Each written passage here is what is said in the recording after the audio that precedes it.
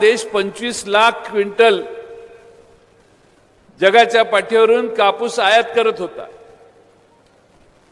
2014 साली ज्यावेळी पवार साहेबांनी कृषी मंत्रीपद सोडलं त्यावेळी या देशाने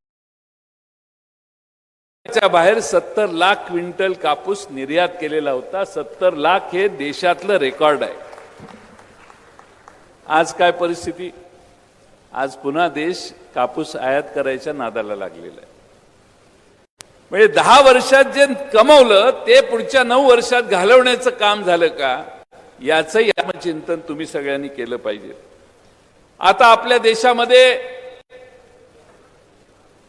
मला आठवतं त्यावेळी थोडी जरी महागाई वाढली तरी आज सत्तेत बसलेले लोक पवार साहेबांच्यावर टीका करायचे की शेतकऱ्यांच्या शेतमालाला जादा दर देत आहे म्हणून देशातली महागाई वाढते। त्यावेळी पवार साहेबांची कुणी बाजू घेत नव्हतं, पण आज मात्र या देशात शेतीमालाचे दर वाढायला लागले तर या देशात ताबडतोब तेल आयातीचं धोरण निर्माण होतं। पटापट निर्णय घेऊन या देशात महागाई वाढेल तर ती शेतीमालामुळेच वाढेल असा न्यूनगंड असणारी लोक निर्णय घेतात, ही पर्याय जगाच्या पाठीवरचा हुडकण्याचं काम करतात। आणि म्हणून माझ्यासारख्या कार्यकर्त्याला असं वाटतंय की राज्यकर्ते हे देशाच्या शेतकऱ्यांच्या हिताचाच विचार करणारे असले पाहिजेत। त्या जर कमतरता झाली तर देशातल्या शेतकऱ्यांचं पिढ्यानपिढ्याचं नुकसान होऊ शकतं। आज मगाशी अनिल बाबूंनी सांगितलं संत्र्याची काय परिस्थिती आहे, आणि म्हणून या सगळ्याच्याच बाबतीत खंबीर असा कृषी मंत्री असला तर या देशातला शेतकरी निर्धास्तपणाने झोपू शकतो। आज कृषी मंत्री कोण आहे हा प्रश्न स्वतःलाच मनाला विचारून बघा। एखादं नाव आठवलं तर सांगा उभं राहून,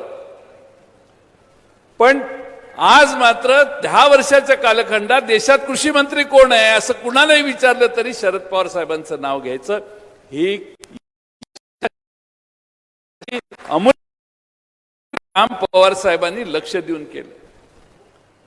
माही साहेबांनी भाषणात सहज सांगितलं की मला पवार साहेबांनी ह्या सायंटिस्टला सिलेक्ट करा असं कधी सांगितलं नाही, कारण पवार साहेबांची काम करण्याचीच ही पद्धत आहे।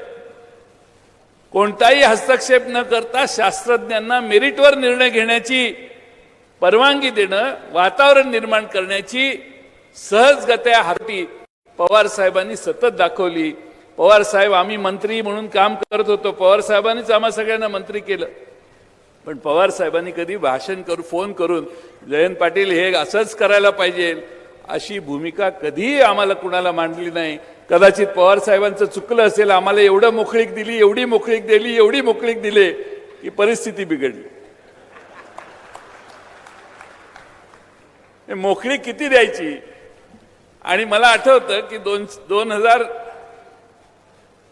1999 साली ज्यावेळी मंत्रिमंडळ तयार झालं त्यावेळी साहेबांचा मला फोन आला आणि म्हटले तू अर्थमंत्री। मी म्हटले अर्थमंत्रीपद साहेब यशवंतराव मोहिते अर्थमंत्री होते, मी ज्याचं वय 70-60च्या पलीकडे गेले। मी म्हटलं साहेब माझं वय 35-37 आहे, एवढ्या लवकर पहिल्याच अजून मी मंत्रीच झालेलो नाही आयुष्यात। नाही म्हटले मला माहित नाही, अर्थमंत्री व्हायचं। हा विश्वास त्यांनी जो टाकला तो विश्वास माझ्या एकट्यावर नाही, आराराबांच्यावर टाकला जो त्यांनी सार्थकी करून दाखवला, आमच्या दुसऱ्या सहकाऱ्यांच्यावर टाकला। आणि त्यामुळं पवार साहेबांच्या कृतीमुळं आम्हा सगळ्यांना काम करण्याचा फार मोठा संधी अवकाश आम्हाला मिळालं। 25 वर्षाच्या कालखंडात पवार साहेबांच्या नेतृत्वाखाली महाराष्ट्रातल्या जनतेच्या हिताचे अनेक निर्णय घेण्याची संधी आम्हा सगळ्यांना मिळाली। ही पवार साहेबांची काम करण्याची भूमिका होती। माई साहेबांना जो अनुभव आला तो काही फार वेगळा नाही, आमचाही अनुभव तोच आहे की एखाद्याला संधी दिली की त्याच्यात हस्तक्षेप करायचा नाही, ही भूमिका पवार साहेबांनी कायम ठेवली। हा कार्यक्रम घेतलाय संतोष कुमार कोरपेंना सगळ्यात काय प्राणप्रिय असेल तर ती जिल्हा बँक आहे असं माझं मत आहे। जग इकडचं तिकडे झालं तरी चालतं, पण संतोष कुमार कोरपे जिल्हा बँकेच्या हिताचाच विचार कायम करत आलेले आहेत। आणि म्हणून मला त्यांचं कौतुक करावं वाटतं की संतोष कुमारजींनी आपली निढळ अढळ निष्ठा कुठेही ढळून दिली नाही। सहकारी क्षेत्राच्या पासून कुठेही विचलित होण्याचं काम त्यांनी केलं नाही आणि म्हणून संतोष कुमार कोरपे साहेबांचं त्यांच्या सर्व संचालकांचं मी मनपूर्वक अभिनंदन करतो। आता एक ऑडिट प्रकार असतो, तुमच्या बँकेला अ वर्ग शेरा दिसतोय, काहीच अडचण नाही, सगळ्याच बँकांना अ वर्ग आहे, पण सीएजीने एखादं ऑडिट केलं, एखादा दोष सापडला त्यांना, तर आपण चिंता व्यक्त करायचो। आता काळ बदललेला आहे, सीएजीने एखादा ऑडिट केलं, एखादा भ्रष्टाचार काढला, तर त्या सीएजीचा ऑडिट करणाऱ्याला बदलण्याची प्रथा आता भारतात सुरू झालेली आहे। त्यामुळे तुम्ही काही चिंता करू नका, सहकारी क्षेत्रातल्या सगळ्यांनी काही वागलं तरी तुमचं ऑडिटर बदलून द्यायची व्यवस्था आम्ही राज्यकर्ते करू, तुम्ही काही चिंता करू नका, काही करा। या देशामध्ये आपल्यावर लक्ष ठेवण्यासाठी स्वतंत्र ऑडिटर असतो, आपल्या देशातल्या आणि राज्यातल्या राज्यकर्त्यांच्या सरकारच्या कामावर लक्ष ठेवण्यासाठी सीएजी असतं। आता त्यांनी एखादं संशोधन केलं असेल आणि निष्कर्ष केला असेल, वारंवार संधी खात्याला देऊन त्याच्या सुधारणा केल्यानंतर जर एखादा प्रश्न त्यांनी मांडला असेल आणि त्याच्यात समजा काही चुकी असेल तर स्पष्टीकरण करण्याचं आपल्याला नेहमीच संधी असते, पण त्याला बदलून टाकण्याचं काम म्हणजे संशयाला। आज आपण सर्वांनी आम्हा सर्वांना या ठिकाणी अतिशय जिव्हाळ्याने बोलवलं।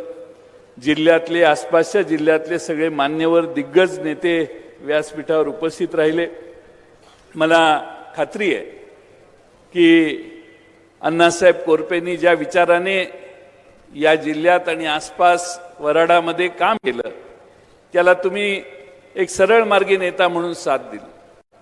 आज देशाला सगळ्यात जास्त गरज आहे ती स्वच्छ विचाराने बहुजन समाजाच्या हिताचा विचार करणारा, या देशातल्या गोरगरिबांच्या कल्याण कसं होईल, शेतकऱ्यांच्या हिताला कशी बाधा येणार नाही आणि या देशातल्या सामान्य माणसाला पुरोगामी विचारापासून बाजूला जाता येणार नाही, अशा विचारांचा विचार करण्याची तुम्हा आम्हा सर्वांना गरज आहे। जग एवढं पुढे गेलेलं आहे, अमेरिकेत सर्व जात पात पंथ एकत्रित राहतात, सगळेच एकत्रित राहतात आणि त्यांचं जग आपल्यापेक्षा बरंच पुढे गेलेलं आहे। आज आपणही भारतामध्ये सर्व समभाव एकत्रित करून आपला देश चालवण्याचा प्रयत्न गेले 60, 70, 75 वर्ष केला। आपल्याला ही आपली जी मूळ आहे, आपल्या देशातल्या विविधतेचा सर्वात मोठा अभिमान आपल्याला यासाठी आहे कारण ती विविधताच आपल्याला देशाला जगाच्या पाठीवर प्रगतीकडे घेऊन जाईल आणि ती विविधता टिकवण्यासाठी तुम्ही सगळ्यांनी एकसंघ होऊन या विचाराच्या मागे राहाल असा विश्वास मी या निमित्ताने व्यक्त करतो।